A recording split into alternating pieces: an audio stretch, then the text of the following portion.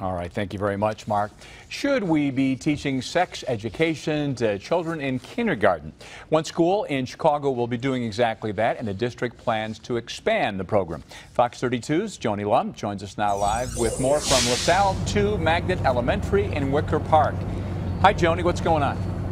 Hi, Corey. Well, they started the conversation here at LaSalle to Magnet School, and it's going to be policy for all Chicago schools by 2016. Sex education at all levels, including the youngest students in school. Chicago's sex education policy requires 300 minutes of instruction for kindergartners through 4th grade, 675 minutes for 5th through 12th.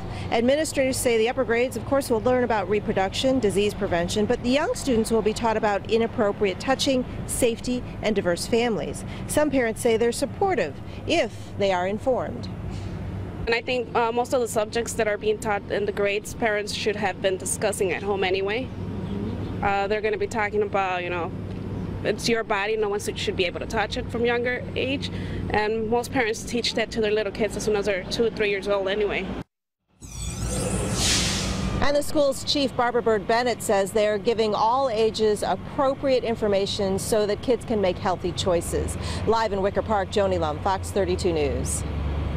All right, Joni, thank you very much. Dr. Daniela Schreier is with us now, and we've heard the story, and it looks like there will be more sex ed taught in kindergartens around Chicago. I know a lot of people are wondering, hey, what's this all about? Is there a time when it is too early to start with such a program? What are your thoughts?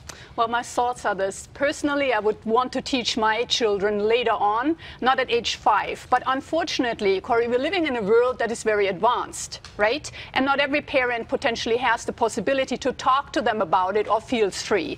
I do think 5 is a very early age. If you look into what they all want to teach, we have actually anatomy, how we are built, how we are operating, but they also want to talk about reproduction. They want to talk about personal safety, which I like, good touch and bad touch, and then healthy relationships, different, constellations, 2 dads, 2 moms, and also about bullying and teasing. So some of these things I think are helpful and understandable for 5-year-olds if we put it on their level. And it depends also on who teaches it. Sure. And how exactly it's implemented and taught. They're very, very detailed, sure.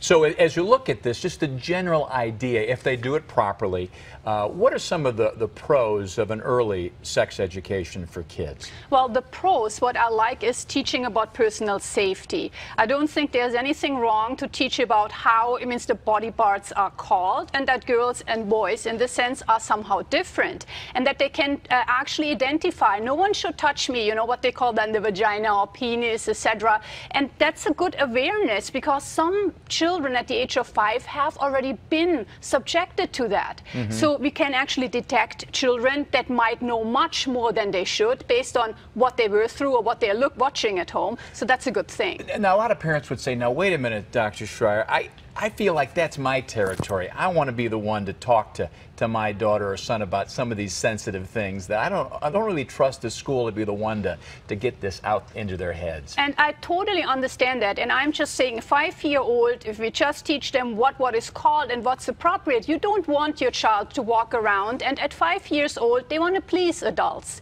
It's just natural, right? So then they can actually come and say, oh, even the teacher or anyone, janitor, has tried to touch me. We want to encourage them to know that. But I am of the same opinion. I would like my children to keep them innocent as long as I can, because now the age of innocence is lost at age 4 or 5. Right. I understand that concern. That's a great point. Dr. Daniela Schreier, always appreciate your thoughts. Thanks for being here. Thanks so much for having me. All right, let's send it back to Natalie.